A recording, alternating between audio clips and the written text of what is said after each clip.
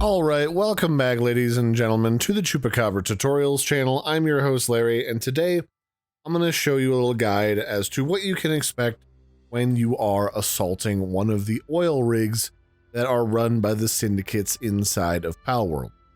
Now the question of why you'd want to do this is pretty simple. There is a treasure chest hidden somewhere within the primary complex structure inside of the oil rig that is full of a load of goodies. Now, the first thing I'm going to say is when you approach the oil rig, make sure you do so while you're literally just hovering just above the water, because I found out the hard way that they have anti-aircraft laser turrets that if you're attacking the oil rigs at the appropriate level, they will zap you literally out of the sky. So you'll have to run back and either get a different water mount to swim over or a different flying mount to just skirt along the surface of the water. When you approach the oil rig itself, after you've, avoided the anti-aircraft turrets, you'll find a number of different ramps from different sections that you can go up. There's usually at least two. And this is the safest way to get up onto the top where you can fight all the syndicate members. Although you can also do some fishing here if you want to just relax while all of the thugs are hanging out above you. The enemies that you're going to face are just some basic syndicate goons and their pals. There's nothing really especially fancy here, except some of the higher level oil rigs, especially the ones to the southwest, can also spawn a special added attack helicopter that spawns that you'll have to fight with your primary weapons only, because it typically hovers just out of range of your pals.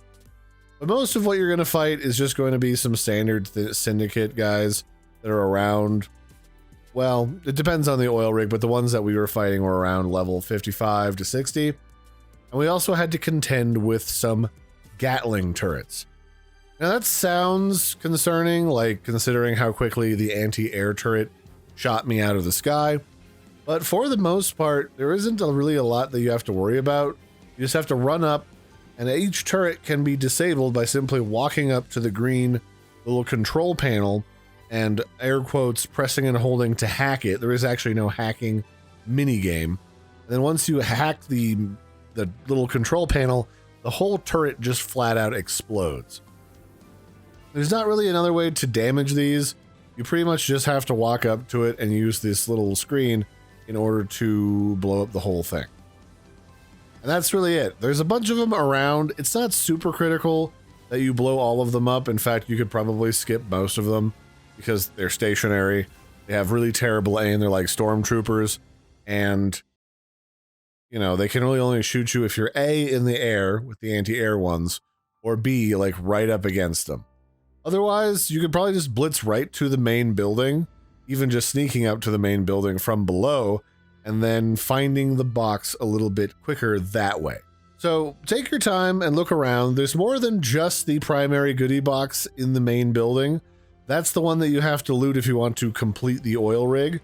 However, there's a bunch of them, especially inside of the storage crates scattered around the building, that are used to conceal smaller chests that you can then just get additional loot from. And those are literally all over the place.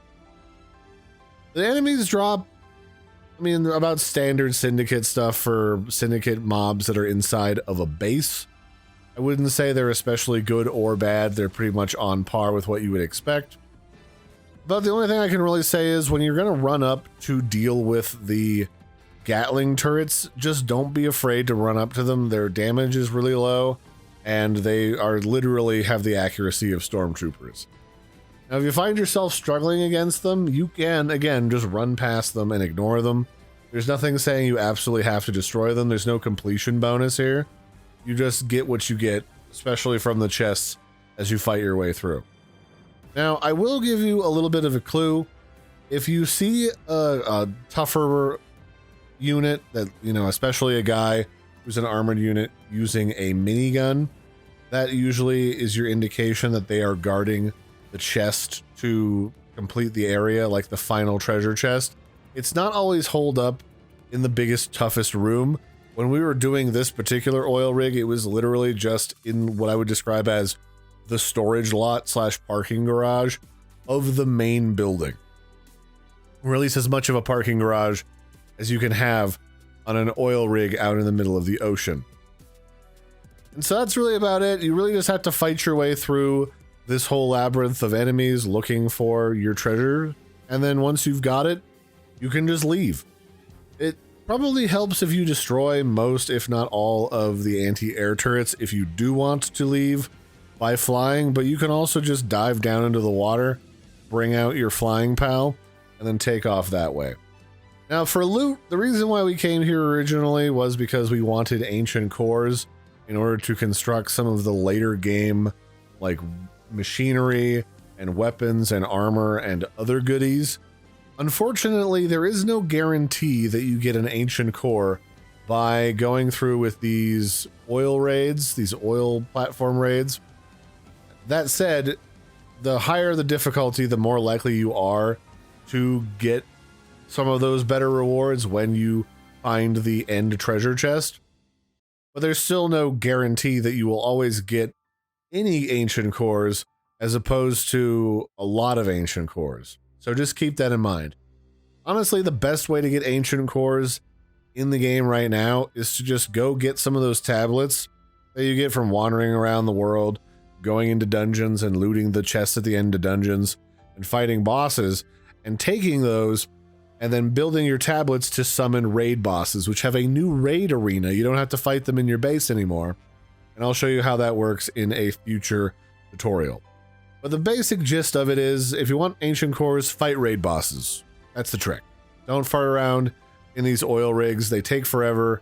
You have to fight everything. They hide the treasure. Just, in my opinion, if you've got raid tablets to use to summon bosses, do that first. Then if you still need more, then you can go over here and raid these oil rigs. See if there's any goodies inside of them. That'll be it for this one, ladies and gentlemen. This has been what it looks like to assault one of these oil rigs or oil platforms that you see dotting the map out in the water. And I'll catch you next time. I hope you found this helpful, and bye.